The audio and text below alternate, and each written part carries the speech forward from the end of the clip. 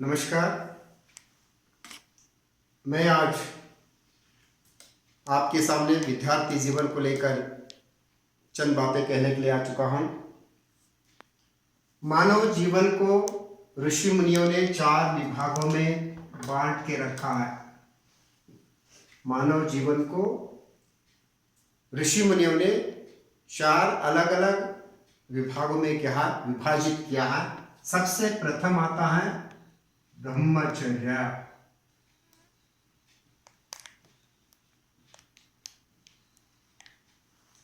दूसरा गृहस्थ।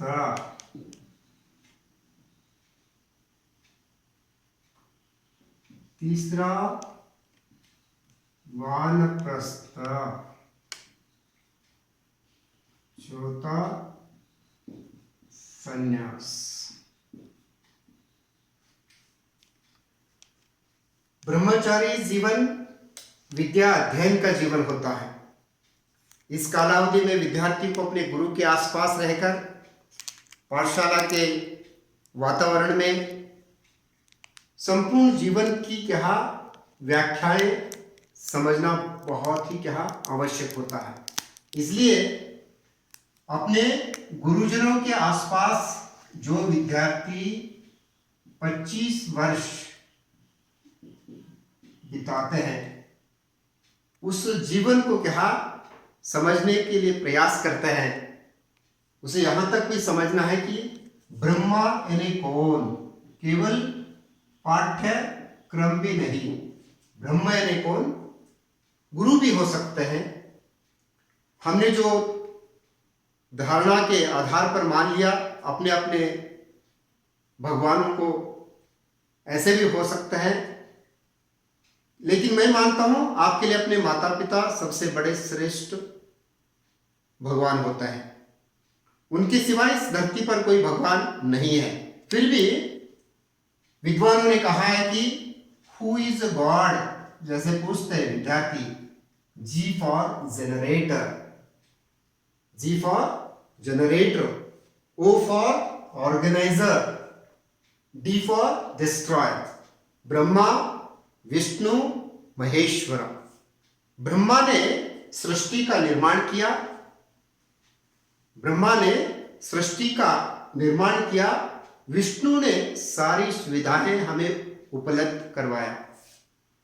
इन दोनों के बीच यदि हमने व्यवस्थित ढंग से जीवन को चलाने की कोशिश नहीं किया तो महेश्वरा हमें उसके परिणाम अच्छे या बुरे दिखा सकता है।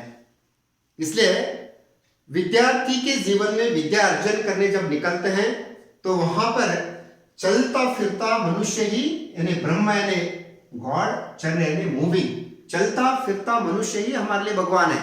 इसलिए तो मातृ देवो भव, पितृ देवो भव, आचार्य देवो भव, अतिथि देवो भव। मैं आज एक कदम आगे बढ़ना चाहता हूं, शिष्य देवो भव। यदि विद्यार्थी अपने माता पिता को समझ नहीं सकता है तो विद्या किस काम की होती है। इसलिए प्रिय विद्यार्थियों, मेरा आज कहना है, आज आप अपने माता पिता को समझने की कोशिश कीजिए। जब तक हम गुरु विद्यार्थियों के ऐसे पाठ नहीं पढ़ाएंगे, तुम्हारे माता पिता तुम्हारे लिए सर्वस्व है। इसलिए तो घर जाकर विद्यार्थी हमारे अपने जो माँ बाप के लिए एक सम्मान देते हैं, गौरव की भावना से देखते हैं, उनकी सेवा करते हैं, उनका कहना मानते हैं। इसलिए तो विद्यार्थी को एक अच्छी संस्था में माता पिता अध्ययन करने के लिए भेज देते हैं। और ये 25 वर्ष के कालावधि में विद्यार्थी को प्रकृति की प्रत्येक क्षेत्र का अध्ययन करना पड़ता है। और जो विद्यार्थी ऐसे चिंतन, मनन, अध्ययन और लिखावट के साथ साथ प्रत्येक विषय को बारीकी से समझने की कोशिश करता है, वो विद्यार्थी कल कहीं ना कहीं अपने ही जीवन के साथ साथ अपने देश के लिए भी एक संपत्ति हो सकता है। इसलिए विद्यार्थी के लक्षण को लेकर ऋषि मुनियों ने लिखा है। विद्यार्थी के जीवन को लेकर एक 5 लक्षण लिखा है, जिसे एक ऋषि ने अपने ही एक संस्कृत के श्लोका में बांध के रखने की कोशिश किया। काक चेष्टा बको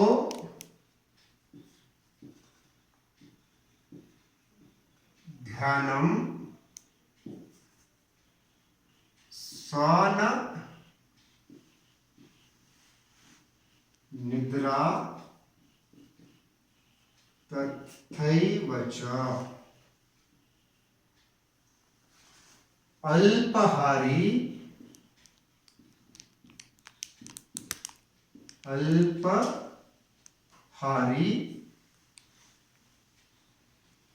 ग्रह त्यागी इति पंच लक्षण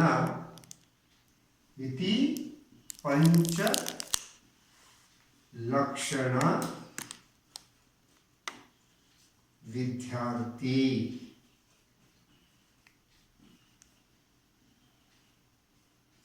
बहुत ही अर्थपूर्ण रूप से इस श्लोका में ऋषियों ने विद्यार्थियों के लक्षणों को बांध के रखा है। ये समझने की कोशिश कीजिए। का कहने कौवा, कौवे के जैसी मेहनत विद्यार्थी को करना बहुत जरूरी है। कौवा एक जगह पे अपने रोजी रोटी की खोज करते नहीं निकलता।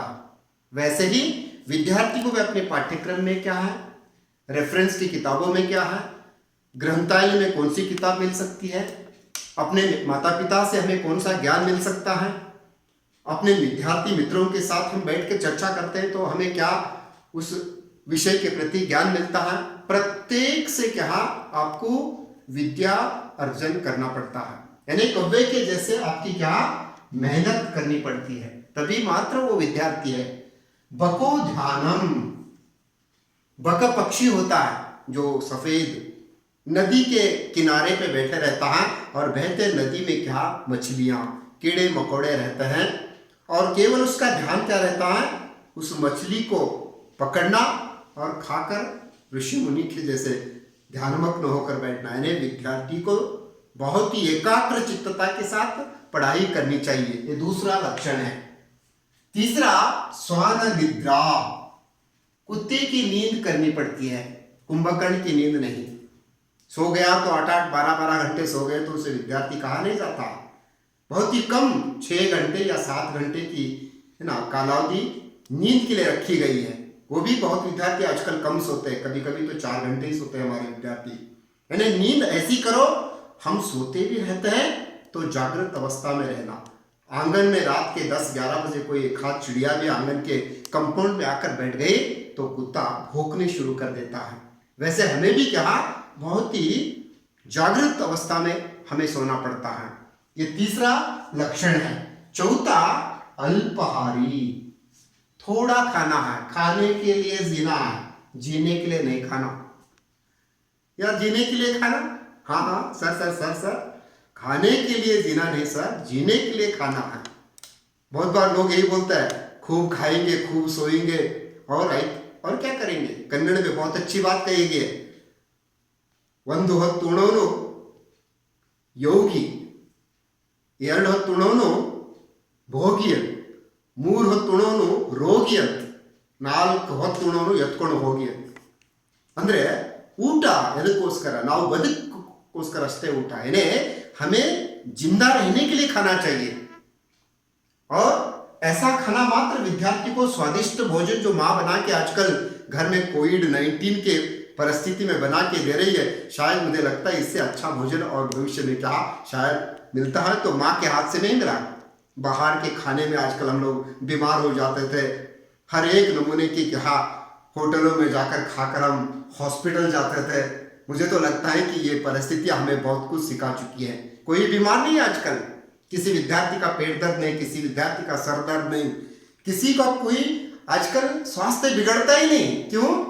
हाथ से बने हुए स्वादिष्ट भोजन अपनी प्रिय माता खिलाती है तो क्यों बीमारियां आती है। इसलिए भाग्यशाली है, एक बार ऐसे पॉजिटिव सोचो, थोड़ा खाओ, जिंदा रहो, मस्त मेहनत करो। ग्रह त्यागी, घर से छोड़ के पहले गुरुकुल के आश्रम में जाकर ऋषि मुनियों के आसपास बैठकर विद्यार्थियों को विद्या अर्जन करना जरूरी था, लेकिन आज ये बदल गया है। आज घर बैठे ही क्या आपको पढ़ना है, आसपास स्कूल कॉलेज खुली है, और केवल मात्र ये क्या क्या करना आपको ये समझना है। घर में रहने वाले 4-5 इलेक्ट्रॉनिक जो साधन है, टीवी है, केबल कनेक्शन है, मोबाइल है, कंप्यूटर है, ये सभी हमें क्या पढ़ाई में बहुत बाधाएं उत्पन्न कर देती है। इनसे बच के रहो, जितना हो सकता है उतना। मोबाइल इंटरनेट कनेक्शन के थ्रू ही आज आप ऑनलाइन की क्लासेस सुन रहे हैं, बहुत अच्छी बात है। टेक्नोलॉजी आई, घर बैठे हम पाठ पढ़ रहे हैं, लेकिन संभल के रहना, जागृत रहना, बहुत ही विशेष इन साधनों का क्या हम सदुपयोग कर लेना, अन्यथा विद्यार्थी का जीवन कभी कभी इसमें बर्बाद भी हो सकता है। कहा जाता है कि 5C बहुत डेंजर होता है, नंबर जो भी होते हैं ना, ये C1, C2, C3, C4, ये C5, ये क्लासेस सेक्शंस नहीं बेटा। ये C1 ले केबल कनेक्शन, घर में बिना टीवी आजकल जीना मुश्किल हो गया। क्या है उस केबल कनेक्शन में? C2 सेलफोन, जन्म लेता है तो बच्चा सेलफोन मांग रहा है, और माँ बाप भी उसके हाथ में एक छोटा सा नहीं मोबाइल बल्कि स्क्रीन टच हाथ में देखकर उसको खिलौना बनाकर छोड़ दिया, और बच्चा आराम से क्या खेलते बैठ सकता है। C3 कंप्यूटर, एक साधन है ज्ञान हासिल करने के लिए, लेकिन उसका सही उपयोग कर लेना बहुत जरूरी है। C4 क्रिकेट आया, दुनिया बदल गई। खेल ऐसा है अपने जीवन के खेल को खत्म कर देता है, इसलिए बच कर रहना रे बाबा क्रिकेट से। नंबर C5 जो है चिक चाटिंग, बैठे बैठे ही क्लास में बच्चे अपने मित्रों का चश्मा छुपा के रखा, या घर में बैठे बैठे भाई का चश्मा छुपा के रखा, या कुछ तो खेल तमाशा करते रहते हैं। इसलिए ऐसे 4 नहीं, ये 5 खतरनाक बीमारियां आजकल लग चुकी है, इनसे बच के रहना है विद्यार्थी जीवन में। लेना है इनसे फायदे, बगैर इनके ये क्लासेस नहीं चल रहे आजकल। ये होना, कहा जाता है ना, अगर सेब कट करना है तो चाकू होना, लेकिन चाकू का उपयोग कैसे कर लेना, सदुपयोग, वो ट्रेनिंग देना टीचर और माँ बाप का कर्तव्य है। तभी वो क्या जिस चाकू का क्या सही फायदा ले सकता है, अन्यथा वो और भी कुछ कर सकता है। कहीं भी विद्यार्थियों को क्या बड़ों से एक ट्रेनिंग की आवश्यकता है।